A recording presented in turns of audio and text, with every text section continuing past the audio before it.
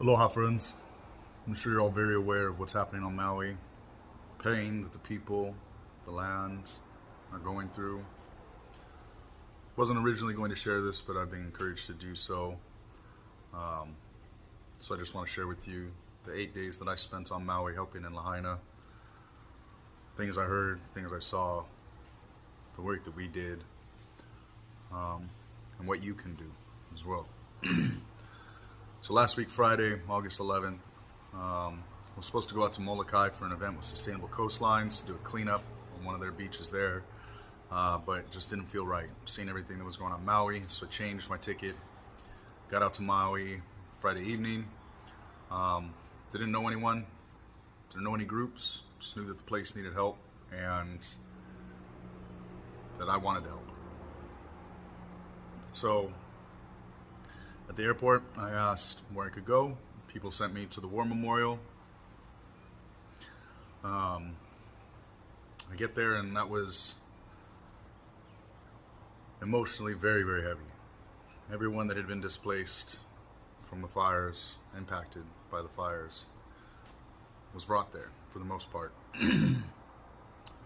Hundreds of people inside this very large gymnasium, packed shoulder to shoulder, either on the floor, cots, mattresses, families huddled on corners, people wrapped in bandages from the burns, groups of people crying in pain, and it was very hectic. It was very chaotic. This was, second day of the fire, and I just helped where I could. Did anything that I could. Met with the local organization, told them to put me to work with whatever they needed me to do. So started off, I'm a bigger guy, so I started doing the heavy work, lifting supplies, moving supplies, and then at night did security around these supplies that we had collected, and then also talked with people about how they are, how they're feeling, just listened to them. There's so much confusion, so much pain. The next day was constantly talk about how they need help in Lahaina, that there were people there that needed help and groups that needed assistance. There was a truck heading out there, hopped in the truck, went out to Lahaina to help. Driving through, it's one thing seeing it on videos, but when you're driving through the town, I've been to war. I've been to Afghanistan. I've seen war-torn towns, villages, buildings that have been crumbled from explosions, and the devastation that I saw in Lahaina was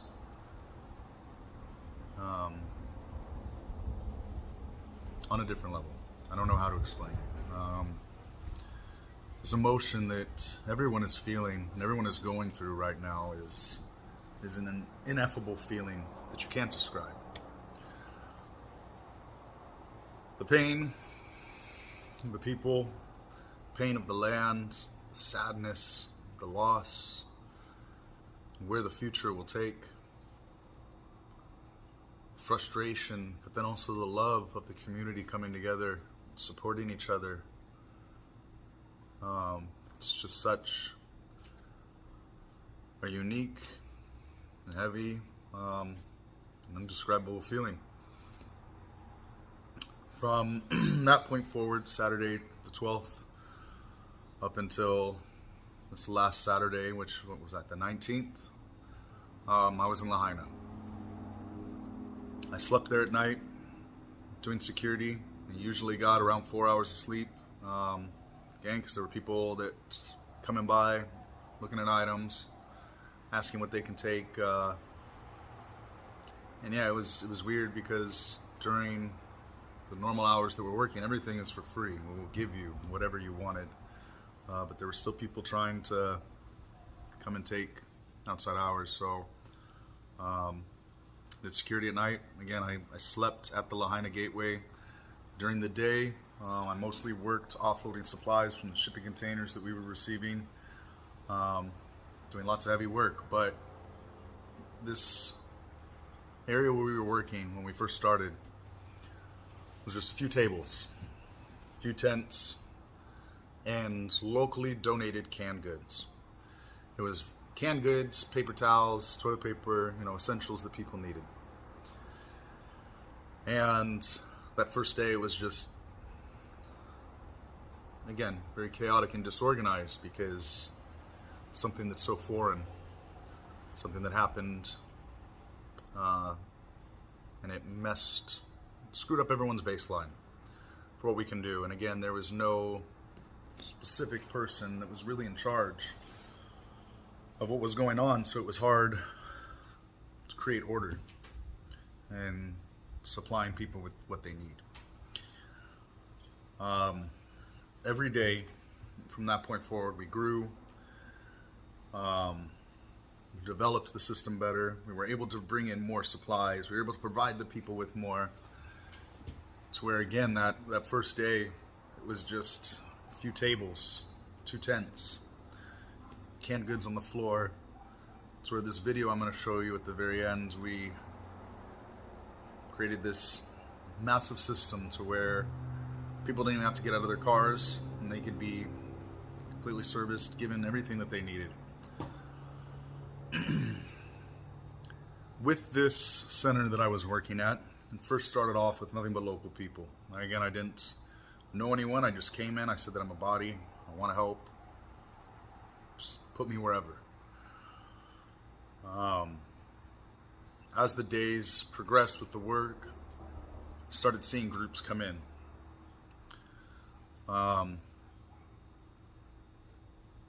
Some of these groups, as weird as it is, are trying to take advantage of the system because they know that there's FEMA money, and would lie about what their capabilities are, what their purpose is doing there, and what they bring to the table to help. I say this because we need to be very cautious. And of course, these companies that came out were not from Hawaii, did not know how Hawaii works, how its people work, how we support each other, and they came in, just caused more issues. The more we pried them with questions about things, the more we found out that they were lying. I'm not going to say the names of these organizations or people, but they ended up leaving. After, again, a few days, we started seeing MEMA, which is the Maui Emergency Management Association, affiliation, whatever. But it's the county level of FEMA. So you've got MEMA, HEMA, which is the Hawaii Emergency Management, and then FEMA. So MEMA came in, started doing work, and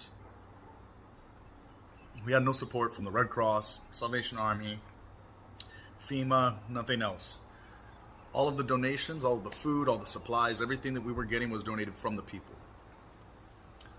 And it was amazing.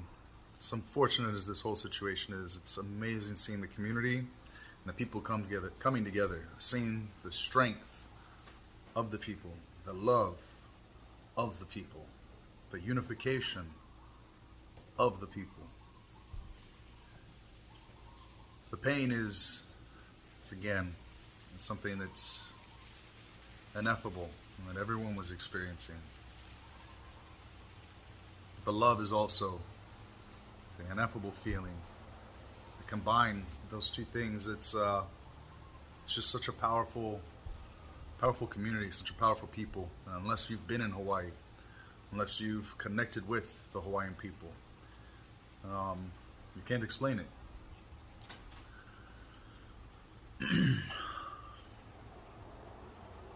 MEMA came in, started doing work, and then we started seeing FEMA stuff pop up. FEMA people coming around. But they weren't providing supplies. They weren't providing help. They were just coming taking pictures what we were doing, supplies we had. And when asked what they're doing to help, they said that they're organizing. Organizing for what? I didn't understand that, because you're supposed to be the emergency management system for the county, for the state, and for us federally. This fire is the world's most disastrous fire, or excuse me, is the nation's most disastrous fire that we have ever had. Currently, as I'm making this, I believe there's around 114 deaths that have been confirmed. My 8 days that I spent out on Maui, I got to talk to a lot of people.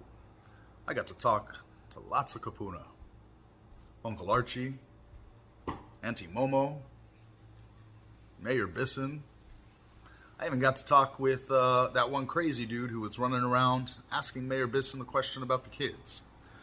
You can even see me in the background on that video there. I got an inside perspective on how the county and the state are lying, right? We've all seen this in the videos. They started off saying that some of the alarms worked and that some people were notified of the fires. To then, the system wasn't working and we weren't able to get the message out to people. And then finally we were told we chose not to sound the alarms. We chose not to sound the sirens. We chose not to send you a message letting you know that there's a situation coming. You maybe should come outside and look at what's going on and evacuate the area. We've seen them lie about that. We've seen them lie about the number of deaths. There's going to be over 1,000 people dead. This is so much worse than I think a lot of people understand. And the fact that our commander-in-chief chose to make no comment on things, and it's finally coming out today,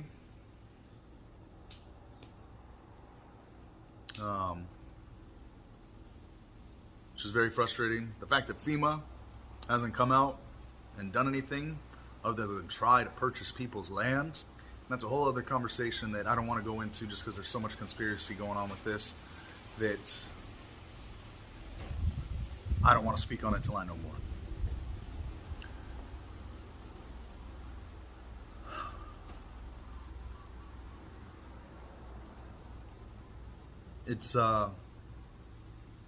This is going to be a very, very long journey for Hawaii and its people, for Maui and its people, for the Lahaina people.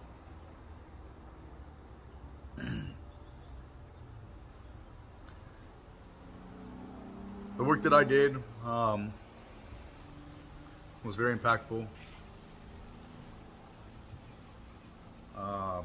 We were servicing the last few days that I was there between 1,500 and 2,000 people a day.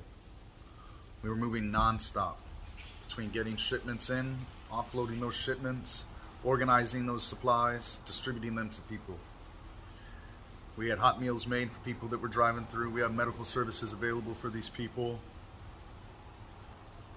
We were able to provide this community virtually everything that they needed in regards to supplies.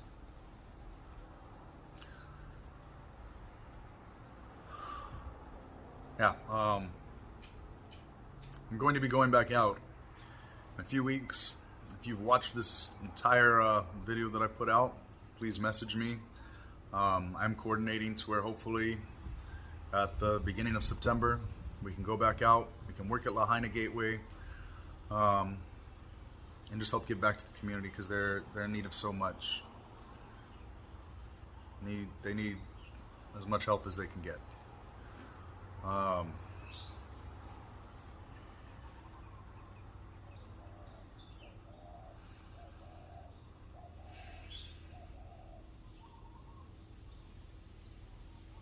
It's a lot.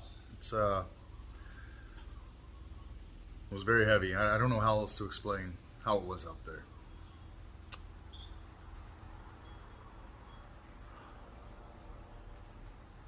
Anyways, the entire time, I think I already said it, I was in Lahaina. I worked during the day, from 6 a.m. to usually 6 p.m. we were working, and then I'd get about a 2-hour break. Then I'd have to start doing the security around our supplies.